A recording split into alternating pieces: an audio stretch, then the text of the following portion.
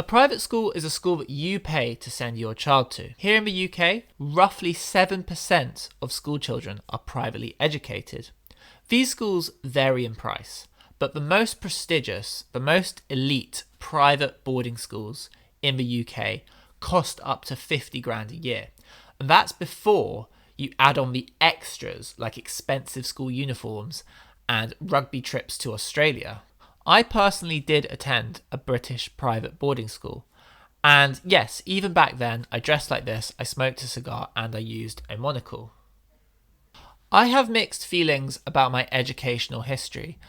I did not enjoy going to boarding school. I struggled a lot with friendship and with bullying. There were some teachers who were really discouraging and left me feeling stupid, and it just wasn't an environment that I could thrive in. However, I benefited hugely from going to private school because we had small class sizes. A lot of teachers were really, really good. We had very well resourced departments, particularly the art department helped me a lot, and it really helped me get into a good art school. So I have undoubtedly benefited so much from going to boarding school and private school, even if I didn't enjoy the process and was unhappy at the time. There's a quote by the writer Evelyn Waugh that summarises my experience of boarding school perfectly. One goes through 4 or 5 years of perfect hell, at a time where life is bound to be hell anyway. After that, the social system never lets you down. So what makes private schools so great that wealthy parents are queuing up to hand over their money to these schools? What can private schools offer that state schools just can't compete with? Well, firstly, there's the better exam results. In 2017, 48% of private school students got an A or A star at A level.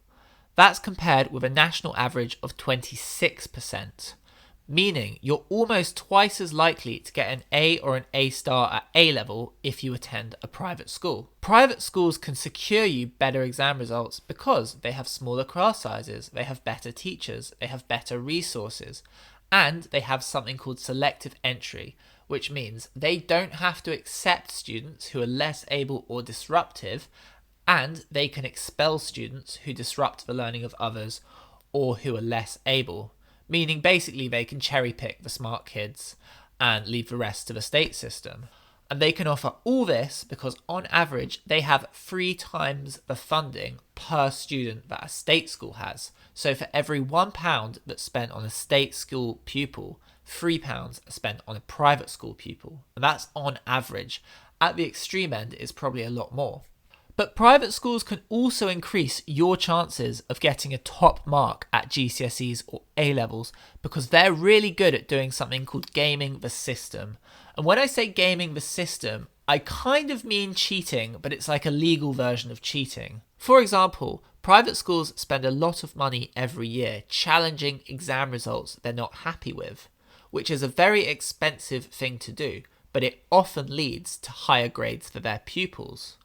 State schools do not have the budget to do this. Private schools also dedicate a lot of money to diagnosing as many of their pupils as possible with conditions such as dyslexia, ADHD, ADD, all these kinds of things. And they do this because they know that it will entitle their pupils to extra time in exams and possibly a scribe, which makes a big difference under exam conditions. But that's not the only thing that private schools offer. They also offer access to top universities. Going to private school makes you 5 times more likely to go to Oxford or Cambridge, and twice as likely to go to a Russell Group university. This is in part due to the higher quality of education that private schools are able to offer. But also, when it comes to university admissions, private schools are experts at gaming the system. Private schools maintain informal connections with elite universities, meaning they have insider knowledge when it comes to applying for these universities and how to get in. They know things like which courses are undersubscribed to and therefore more likely to accept you. They also know what university courses are looking for in an applicant and what they want to see in a personal statement. And although this is really hard to prove, if there's an informal connection between private schools and the top universities, Private school heads could have an informal conversation with an elite university's course leader and could convince the course leader to accept his pupils onto their course. That's impossible to prove, but I reckon that happens quite a lot. Private schools also offer their students an elite social network.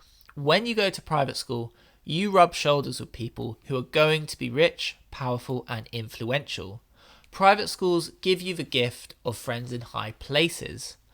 In the UK, this is often referred to as something called the Old Boy Network, which is basically a network of ex-private school pupils who are willing to use their positions of influence and power to help each other out and to do each other favours. Private schools can also offer a much wider range of extracurricular activities, which in turn can help students discover hidden talents and build leadership and teamwork skills. This might help explain why people who went to private school dominate in both creative and sporting fields here in the UK. For example, 60% of British chart pop music is made by people who went to private school.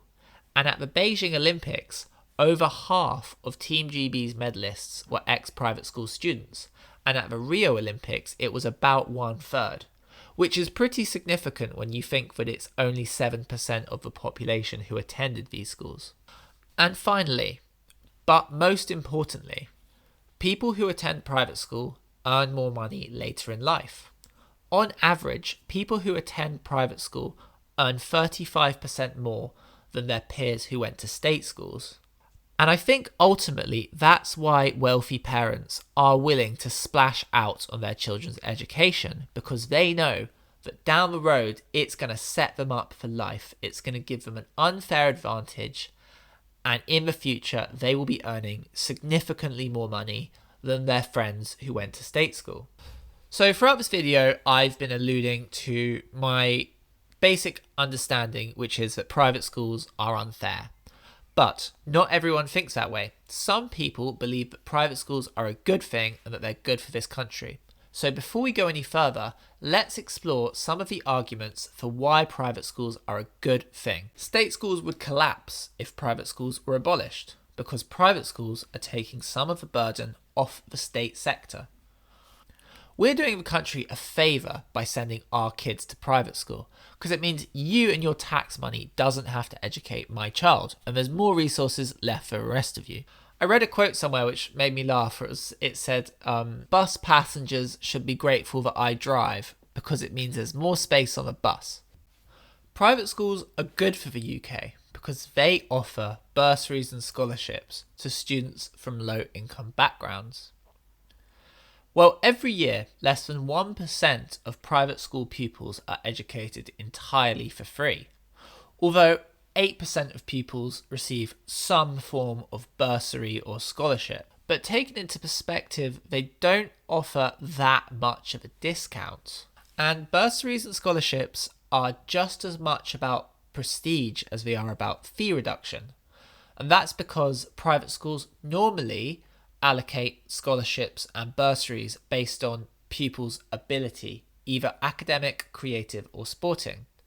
And this is a huge shame because it means that most bursaries and most scholarships end up going to pupils who come from wealthy homes whose parents can afford to pay for private tuition to get the students to the point where they can actually win those bursaries or scholarships in the first place. And the last argument I could find for the existence of private schools is don't punish private schools for being excellent. And I'm aware that it's not really an argument, it's kind of just a last resort line of defence. But nonetheless, it's a line of defence that's used quite often. Reacting to the dominance of ex-private school students at the Rio Olympics, the head of Bedford School, John Moule, said the following: "We British love to win, and we love winners. And as far as I can see, we don't really care where our winners come from. So rather than succumbing to guilt, we should really be saying, thank heavens for our private schools." By the way, independent school is another way of saying private school, and also public school, weirdly, is another way of saying private school. But for the sake of this video, I'm going to try and just use the term private school because I know it's confusing, especially if you're not from the UK. Okay, now we've gone over some of the main arguments for why private schools are a good thing. Let's explore some of the arguments for why private schools could be a bad thing. Argument number one, and this really is the argument that for me feels the strongest. It's not fair. It's the simple unfairness of the system that irks me. It's not fair that private school students get 3 times the funding of state school students, that they're more likely to get extra time in exams or a remark if they're not happy with their original grade. It's not fair that private schools have these informal connections with elite British universities and can use those connections to get more of their students into those elite university courses, sometimes at the expense of students who attended state schools. The British writer Alan Bennett phrased it perfectly when he said, "Private school is not fair. Those who provide it know it, and those who pay for it know it." The next argument for why private schools are not a good thing is that they kill social mobility and reinforce inequality. Private schools reinforce inequality because they create an education gap, which later becomes an income gap, which in turn creates a political, business, and cultural elite who are out of touch, who all went to school with each other, and who do each other favours, which doesn't sound like a good thing. Private schools are also an inefficient way of managing education. A more equal distribution of resources would lead to a much higher educational attainment rate across the country. For example, bringing a third learning mentor into a private school classroom with 12 pupils will do much less good than bringing a single learning mentor into a state school classroom with 30 pupils. In 2012, the politician Michael Gove said in a speech, "When Mauritanians make it to Oxbridge, then boys and girls on benefits, we know we're not making the most of our nation's talent." I never thought I'd quote Michael Gove on Art Theories, but here we are. The next criticism of private schools, and personally I think this is a very powerful one, is that they claim charity status despite not being real charities. Most private schools are registered charities, entitling them to over 80% relief off business rates of tax. Between them, private schools have saved over £522 million in the last 5 years through their charity status.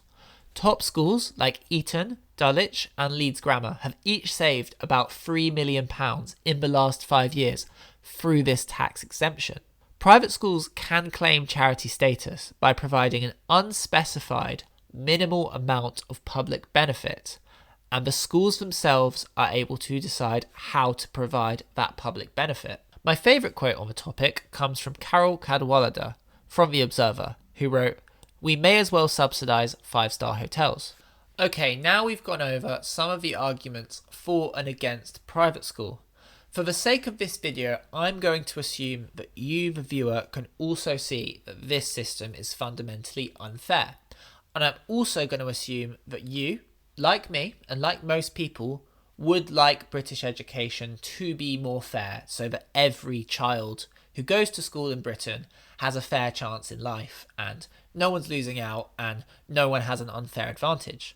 So, in the next part of this video, I'm going to explore some of the ideas which have been floated for how we can make British education fairer across the board. Suggestion 1. Make private schools earn their charitable status. As we discussed just a moment ago, private schools benefit hugely from tax relief because they're registered charities, but they're not giving much back to society. We could redefine what it means to be a charity and how organisations can claim charitable status.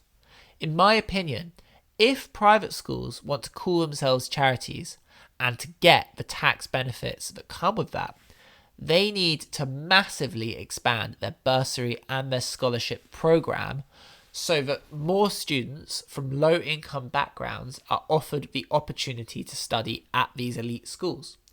That means that the scholarships and the bursaries cannot be given out based on academic ability, because as we know and as we've seen, when that happens, it just goes to rich kids who have had loads of private tuition. Or alternatively, if private schools don't want to behave like charities, if they don't want to give out loads of bursaries and loads of scholarships, if they don't want to create public benefit, that's fine. But then they're not charities and they don't get the tax exceptions, which means they have to pay more tax, which to me is great because then we have more tax funding to pay for the schools which aren't doing well, to help pay teachers more to aid retention, so the state sector has more money to thrive. We could also regulate university admissions. One of the problems I highlighted earlier in this video is that sending your kid to a private school is a way of guaranteeing your child a place on a good university course later down the line. And that's not fair, especially since there's a lot of hard-working state school pupils who really want access to these top university courses, which are going to be filled up with private school students who didn't work that hard to get their place on the course. People have suggested things in the past, like Oxford and Cambridge could select the top performing 2 or 3 students from every school in the country, rather than selecting loads of kids who went to private school and a couple of kids from state schools. Although I don't think Eton would be very happy with that suggestion. Applications from students who went to state schools could also be given priority over applications from students who went to private schools. You could also give extra priority to applications from students who either accessed free school meals throughout school or from students who spent time in care. If my last suggestions weren't radical enough, we could also consider abolishing private schools. And it's hard to imagine what that would even look like.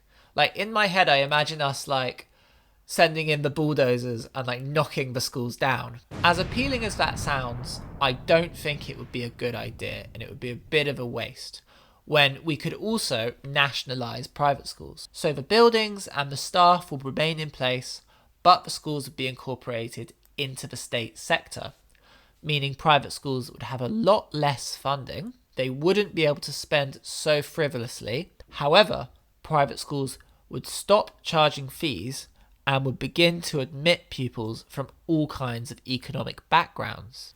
Over time, this would completely change the structure of this country. Social mobility would increase and inequality would reduce. But for this to work, we'd need to devote a lot more funding to education, because we would need to incorporate the 7% of pupils who are currently privately educated into the state sector.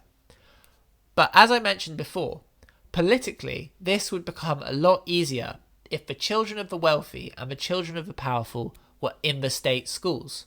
Now, obviously, nationalising private schools would require intense planning, more than I could possibly offer in a YouTube video, and I'm definitely not qualified enough to offer that kind of advice. Also, it's important to point out that although there's a lot of academic research and speculation around how this would work, there aren't very many real-world examples of this happening, so it's quite difficult to predict what the outcome would actually look like. And it also goes without saying that private schools and their friends in high places would definitely reject this proposal and would do everything in their power to not let this happen. A lot of the research that I did for this video came from this book, Engines of Privilege. A lot of the facts which I quoted and a lot of the arguments I made were found within these pages. So if you are interested in learning more about this topic, I would definitely recommend you read this book. I really enjoyed it. Thank you very much for watching this video. I would love to hear your thoughts in the comments, and thanks for watching.